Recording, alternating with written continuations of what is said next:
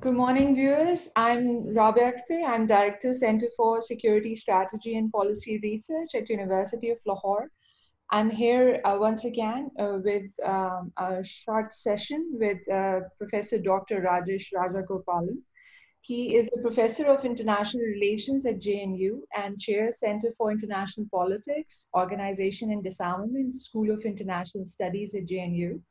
He's one of the brilliant minds from across the border that I've had the privilege to interact with and learn from. Dr. Rajesh has a PhD in political science from City University of New York and is a highly published scholar. He has taught at Hunter College, Brooklyn College, and Queens College of the City University of New York. His areas of research interest are international relations theory, military doctrines and nuclear weapons, and disarmament, and he is extensively published in these fields. He has written two books, Fighting Like a Guerrilla, The Indian Army and Counterinsurgency, and the second one, The Second Strike, Arguments about Nuclear War in South Asia. He has held several fellowships with various Indian and international think tanks. He has also served as Deputy Secretary in the National Security Council Secretariat, the Government of India from 2000 to 2001. But before we begin, a shout out to your better half, Professor Rajesh Rajagopalan, who heads the Nuclear Space Policy Initiative at the Observer Research Foundation, New Delhi, the space guru from whom all of us learn a lot.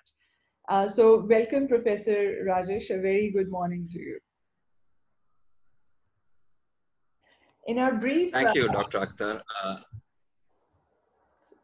Thank you, Dr. Akhtar. I'm honored to be here. Thank you. In our brief session today, we'll be discussing the way forward for India from an IR theoretical perspective, since you engaged with this subject a lot and have been viewing the standoff from various perspectives. So let me begin. I have two questions for you. For my clarity, for those in Pakistan who are watching this, situation unfold. And for a broader audience as well, we would like to understand from different theoretical frameworks that IR provides us to look at the standoff. So for my first, area that I would like to start off from is coercion. So many analysts have pointed to China's military coercion in their commentaries about the conflagration in Ladakh. What do you make of this view, and how can India coerce China as the weaker of the two powers in the crisis?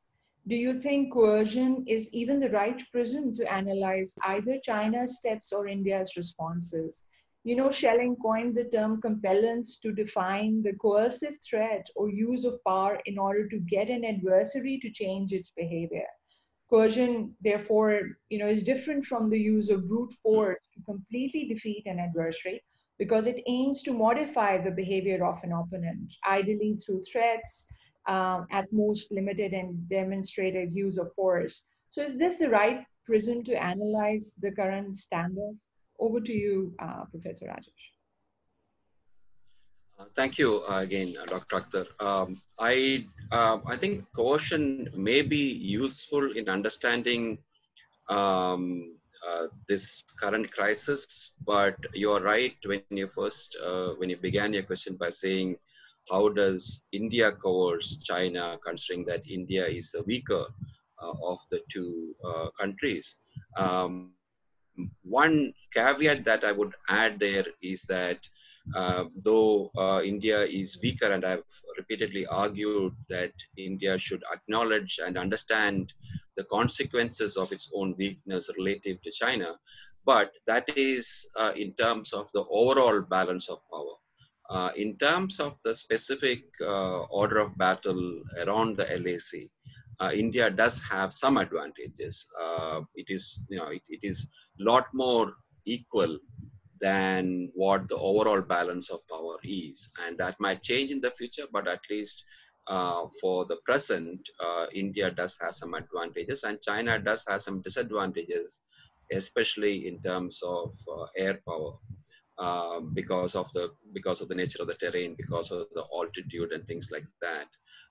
So yeah, the Indian the imbalance of power is more of a general imbalance rather than an imbalance across the LAC.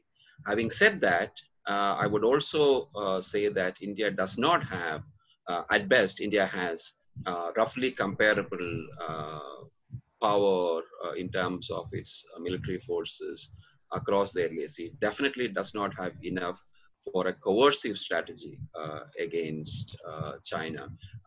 Whatever India's advantages are in terms of air power, that definitely does exist. At least now, for the time being, at least there is some level of Indian advantage vis-a-vis air. We don't have a huge advantage when it comes to ground capabilities. Now, the problem with air power is that that definitely is escalatory. And so if India were to attempt coercion from the air, that would represent a level of coercion that I think India's leaders, India's military, and so on would be very uncomfortable going down that path, unless, of course, that the war has already reached that level where air power is already being used. But then, of course, it is not coercion. So I think so. In that respect, I think after a war is started, some of India's advantages in the air would come into play. Even that, I would note that, of course, there are other ways that China can compensate for India's slight advantage that India has in air power by using missiles, for example. And so overall, also, I think India's posture traditionally and continues to be has been defensive in vis-a-vis China. And so that means that India hasn't really prepared, as to the best of my knowledge, and I may be wrong about it. Obviously, I'm not in the government. But to the best of my knowledge and the best of whatever we know from published sources, at least, India has not prepared for offensive operations, and coercion requires that kind of offensive capability. So I am not sure that India has very many options as far as coercion is concerned. Coercion may be useful in understanding the current context. I said only because it may be the other way around, that China may be able to coerce India. Maybe the Chinese effort in terms of what it is doing in the Ladakh region may be coercive, may be intended to signal displeasure at various Indian actions that China has taken objections to. But again, coercion also requires a specific message. I'm sorry, my power's gone out a little bit, but my Wi-Fi will stay on, sorry.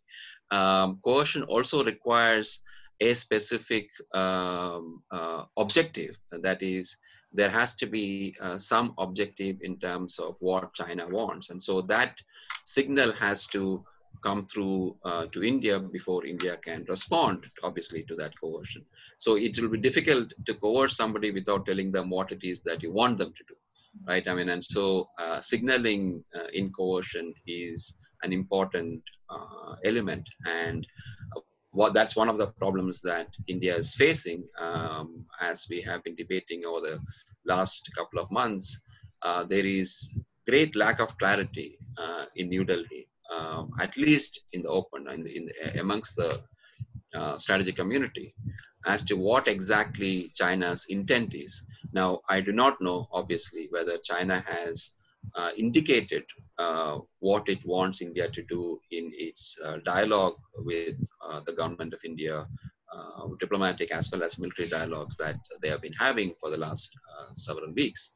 So that I don't know, but at least from the public, from what we know in public, we don't really have an idea about what it is that China's purpose is and what it is that China is signaling. And so for coercion, signaling is very important. And so even though China may be using this as a form of coercion, it is difficult to respond to that unless we know what exactly China wants. I mean, once we know what China wants, then it's possible to respond to it, either accept it or negotiate it or reject it. But until that happens, I think it is difficult. So there is an element of coercion possibly in the context of this crisis, primarily from China to India, but I'm not sure that at least from the outside, that we can figure out what exactly that effort is aimed at. All right. Yeah. It's you're right. You know, we don't know what demands China has tabled. We don't know how China wants India to modify what behavior. But you know, from open source, Exactly. one can speculate that probably it might want to. There's just speculation off the cuff that it might want India to modify and bring back those maps which show Aksai Chin and Ladakh as its own territories, and also some maps that show GB and Azad Kashmir as its territory. So you never know. So Yeah. you're right, signaling is a very important part of that. So this takes me to my next question about India's resolve and capability as to how the entire world is now looking at it. So there is this perception that India's muted response to China shows a lack of resolve on its part. Do you agree with this assertion? And if yes, what could be its implications, you think, for the future of Sino India relations in general and in this particular crisis in particular? Over to you. Mhm. Thank you. I just want to step back onto the question that you asked about the maps. The maps, it's difficult to go back because India never, in none of India's maps ever did India accept Aksai Chin or Azad Kashmir, as you call it, or Pakistan administered Kashmir or Pakistan occupied Kashmir, depending on who's talking about it. But none of those were shown as anything but Indian territory. So in that respect, there would be, it's not clear what map one could go back to, because that is always the Indian claim, and that is how it is always shown on Indian maps. But to come back to your question about resolve, the Indian perspective, at least according to Indian diplomatic perspective, going back to the 2013-2014 crisis, and even the 1986-87 crisis, the Indian approach has been to be quiet on the diplomatic side, but also be firm, to be quiet in public, but to be firm in the diplomatic side, and not to give way on the ground. And after having done that several times now, 2 or 3 times in the last 20, 30 years, I think the general sense in the Indian government, amongst the bureaucracy, as well as former bureaucrats, is that that same strategy would work with China. That you just have to be firm on the ground, firm in the diplomatic negotiations, but kind of carry that conversation forward, and that would resolve the problem. From the outside, it does appear that there is some lack of resolve, but I think even that might be, I wouldn't entirely agree with that, because yes, in this crisis, India has tried hard not to escalate. I mean, that India really has no option to escalate, as I said earlier. So that is beyond that, obviously, there is not a whole lot of options that India has. What India has done is that after each crisis, and as a consequence of this crisis, India's actions subsequently has demonstrated that India takes into consideration that that it is under pressure. For example, in terms of building the infrastructure in that region, that has happened over the last 10 years or so, which is partly a reflection of the fact that these crises happened. I mean, if those crises hadn't happened, I doubt that India would have pressed so much on building up Indian infrastructure to catch up with China's infrastructure on the other side. Similarly, India has also very reluctantly, very slowly, has also moved closer to the United States, closer to various other powers in the Indo-Pacific region, Japan and Australia, the Quad, and so on and so forth.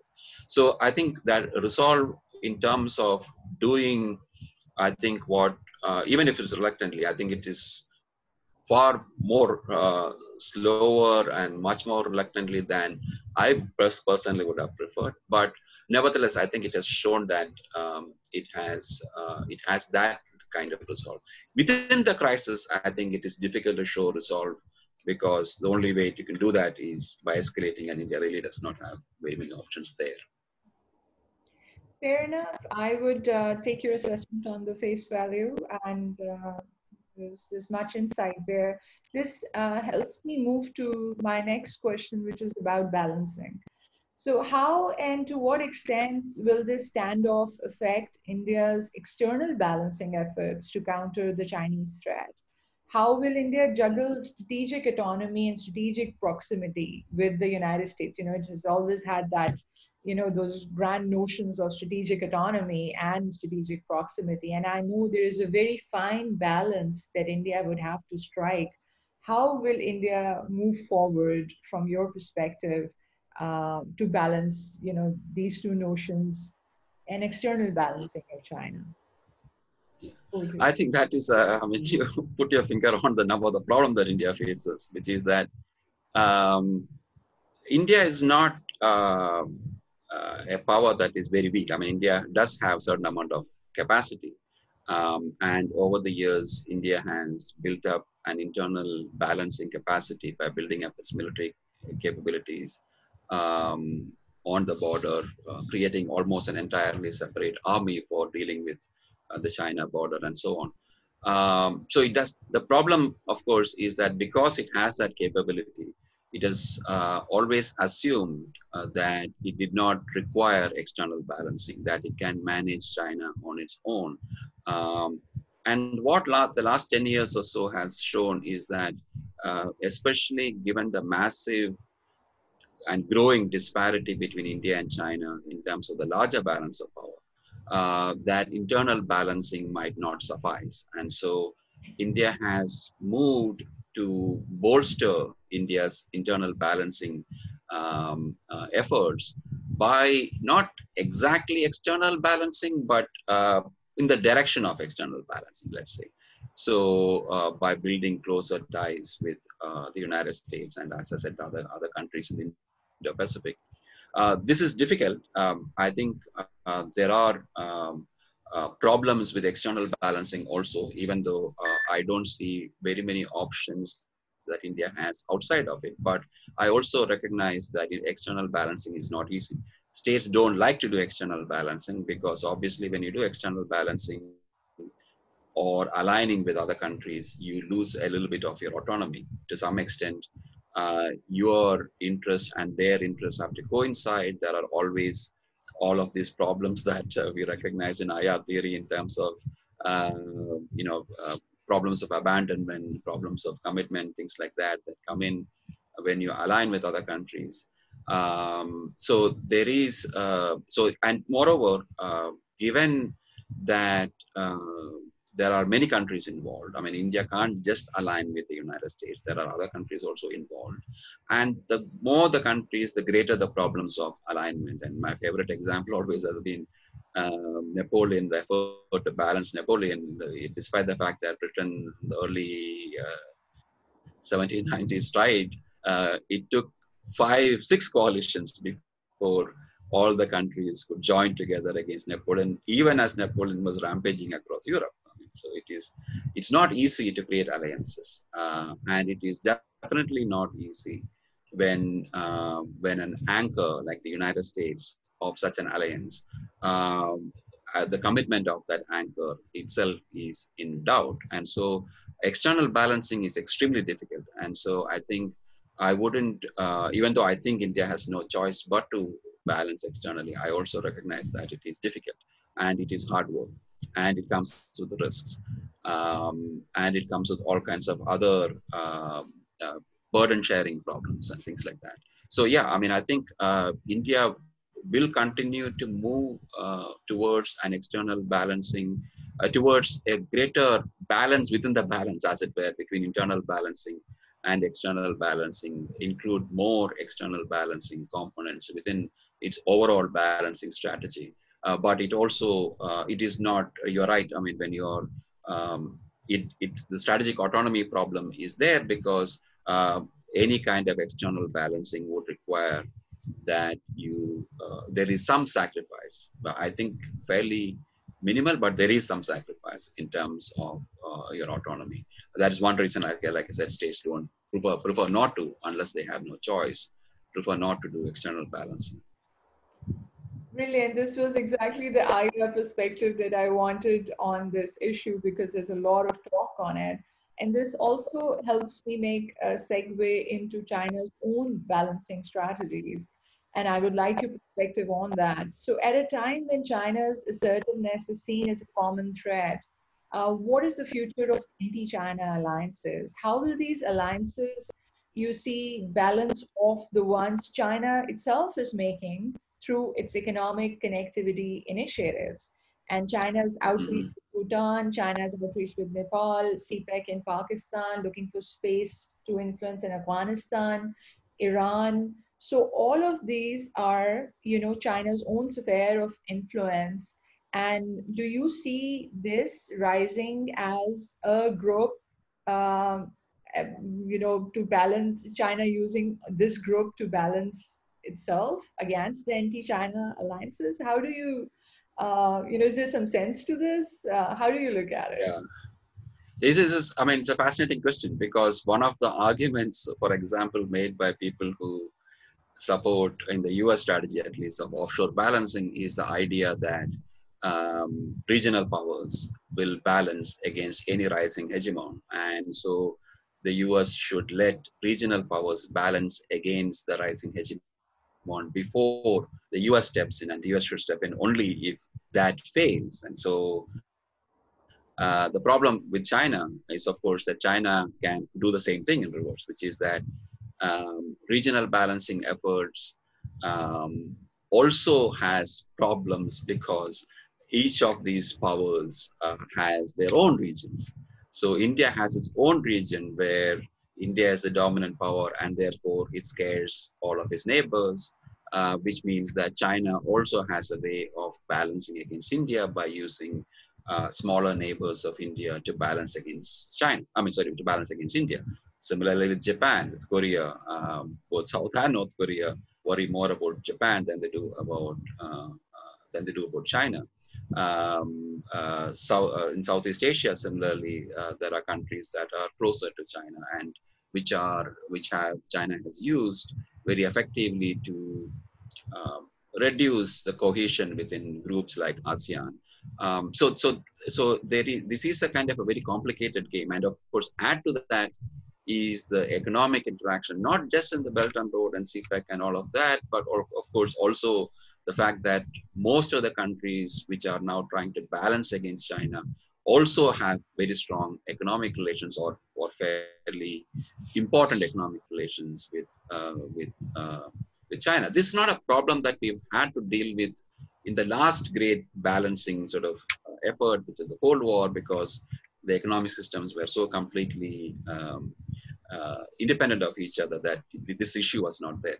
But prior to that, we did have that, pre 1945. Most countries did have fairly, if not the same level of dependence on China as, but nevertheless, you did have economic interaction which suffered as a consequence of these balancing efforts. The problem now is that dependence, it's not an equal trade relations, unlike in pre-Second World War or pre-First World War Europe. It is much more unequal trade relationship. It is much more, it makes countries like Australia or Japan or even India and others much more dependent, or at least much more vulnerable to China. And so that adds to the complexity of this balancing and counterbalancing and counterbalancing efforts. The only way,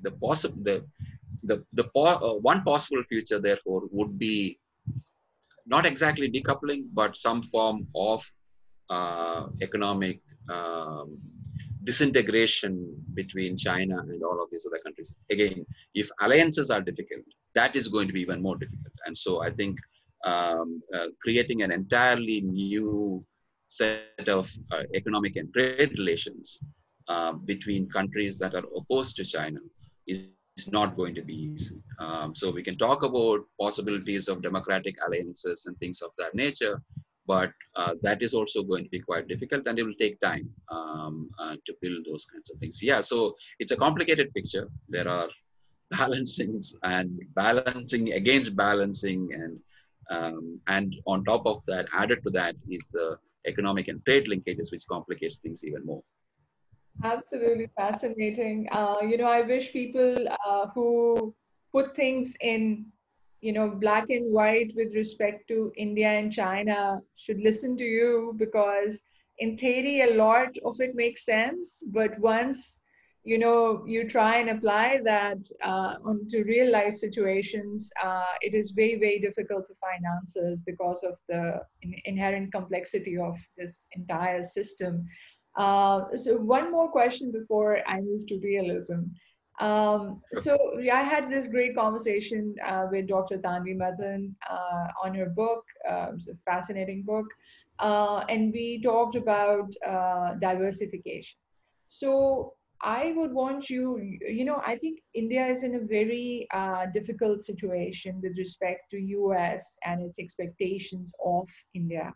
So, how will India's proclivity towards diversification be stifled in the wake of rising US expectations to deliver the goods vis-a-vis China is concerned?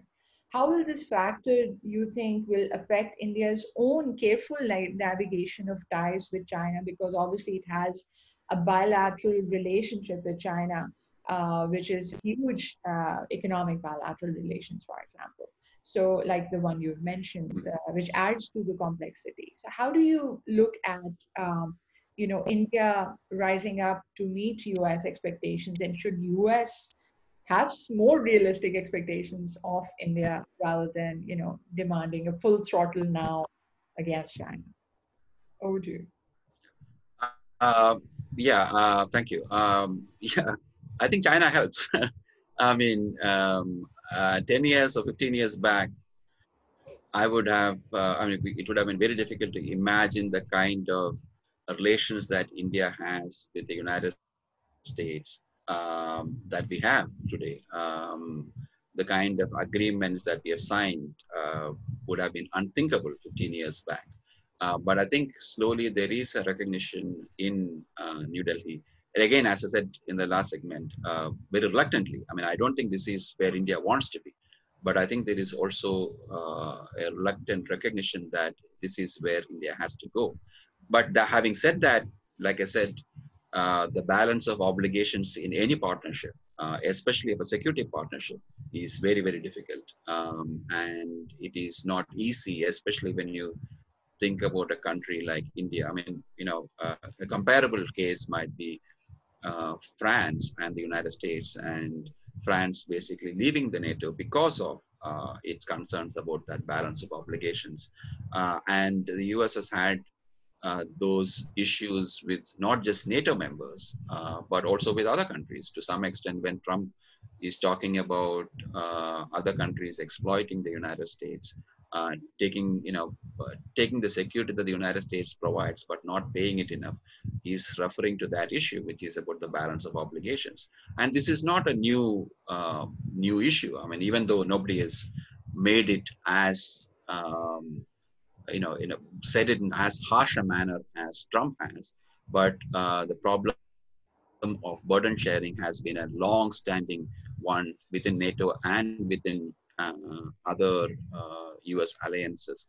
And a lot of times, I think the United States is right to suggest that this is a problem of other countries, because they know that the U.S. would anyway balance, and therefore they don't pay enough, or they don't do enough to share the burden of that balancing. And so, yeah, that is the obligations. We are not even at that stage of alignment. I mean, we are not. We are at an even earlier stage where we are discussing what might be those issues. But it becomes difficult when you have a country like India, which is fairly capable and has traditionally thought that it could handle its security threats and has not really has been fairly dominant within its own security region, and therefore hasn't faced the need for these kinds of questions and these kinds of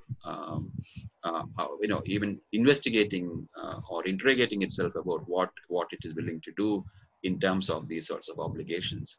Now we are facing a problem where, for the first time since independence, India is facing a power that it cannot. It is for the first time it's facing insecurity in terms of its relationship with China, and so it's difficult, I think, for India to manage. And India, of course, has traditionally had close relations with China. With Russia, with regard to to military equipment and things like that. That makes it difficult. What I don't understand about Indian policy to some extent is why India is to some extent deepening that relationship, because unless India is confident that there will be a break between Russia and China, I think deepening India's military relationship with Russia is potentially hazardous. That I think over periods of time, that diversity of India's relationships has become less of a problem, but it still remains a problem. I wouldn't disagree with that part. But the more China pushes, I think the more clearer India's choices become for New Delhi. Like I said, the only major area that I would disagree with the way India has followed this relationship is why India continues to deepen its relationship with Russia. Excellent. And this um, tells me, and obviously all other observers, after listening to you, that much new thinking in India's strategic thought needs to happen. And thankfully, India has scholars like you and many other brilliant minds who will, I'm sure, come up with solutions to find and chart India's way forward. This brings me to my last question, and it also, ties into what you just said. So we will wrap this discussion of IR theory with realism. Uh, Graham Allison, in his book Destined for War, uses this phrase, Thucydides' trap, which refers to the theory that one great power threatens to displace another. War is almost always the result. So the evolving rivalry between US and China has the undertones of this Thucydides trap. How would India gear up and fine tune its strategic thought, something that you just alluded to, for a world order that is likely to be typified by intensified structural realism? We have seen a lot of, chatter in Pakistan, a lot of scholars talking about, India having to choose the right side in history. So, given your own understanding about structural realism, about how, the Sino-US rivalry is going to shape place and India's place in this world order, which is evolving, how do you look at this argument of Thucydides' trap and the revamping of Indian strategic thought to find its place, within this great rivalry? Over to you, sir. Yeah, I thank you. I identify myself as a realist, but I also recognize realism has a lot of problems. And part of the problems that realism has is that even though it has its roots in Thucydides and Sun Tzu and Kautilya, it has over the last 20, 30 years has become essentially American realism. And American realism has a problem in that it looks primarily at the global balance. And the global balance, when realism looks only at the global balance, and Mearsheimer or Waltz all have made very clear why that is the case and what's the logic of that. They've been very open about it. But the problem is that that doesn't really help when you look at regional problems or regional issues. So Thucydides trap is one problem, is one example of that, because on the one hand, it looks at a systemic level, whereas the problems that a country like India faces is not a systemic problem, right? I mean, it's not. It is how to deal with a regional security issue for India. For India, the issue of China is not a systemic problem. It is for the United States, but it is not for India. And so understanding how realism works in the regional context, I think, is very different from how realism works in the global context. And the other problem with using realism is that American realism has also become essentially defensive realism, which assumes that states pursue only security. And that is a problem because we do have examples of plenty of cases of where states go beyond looking for security. And so the assumption that states only look for security leads to the conclusion that therefore they will always be balanced. And that is the other problem that I have with Thucydides' trap, because Thucydides' traps looks only at the last few hundred years of European history, right? And as William Wolford and others have pointed out, even European history, uh, other than the last 500 years, hasn't really been very favorable to balance of our politics, or to the expectation that balances will always form. If the balance is always formed, we would not have had the Roman Empire, right? Balance is always formed. We would not have had various Chinese empires or various Indian empires. So there is clearly a problem with the assumption that balances will always form, and that's why I've also been skeptical that once power crosses a certain threshold. David Fiamengi, in a very fascinating article a few years back in Transsecurity, talked about the security curve. That is, once a certain country goes beyond a certain military capability, military and economic capability, then it's difficult to balance. And so China, it's already crossed that threshold as far as Asia is concerned. The only reason China can maybe be balanced is with the United States with the United States anchoring such an alliance. So realism in that respect, by the expectation that balance is, when Waltz's famous phrase that balances recur, it doesn't actually, empirically it doesn't. And so we could very well see we could very well see Chinese hegemony or Chinese dominance in Asia without any balance. So I think so. That's why I have a difficulty with the way both the Thucydides trap, Allison talks about the Thucydides trap, as well as the way much of American realism looks at the China problem, because they look at it from a systemic sense, and in systemic sense that there is a lot of value there, but it is very difficult to apply that, or it doesn't really explain the regional part of that equation. And I think for those of us, for me as a realist sitting in India, it is not particularly useful or helpful. Fascinating. I think brilliant, enlightened criticism of American realism. And I think it is time that we bring back this realism from the West to the East and find our own solutions, and try and come up with our own reasoning as to what realism explains or does not explain in our regional context. So with this, I would like to thank you for your time and giving us much clarity on a lot of issues.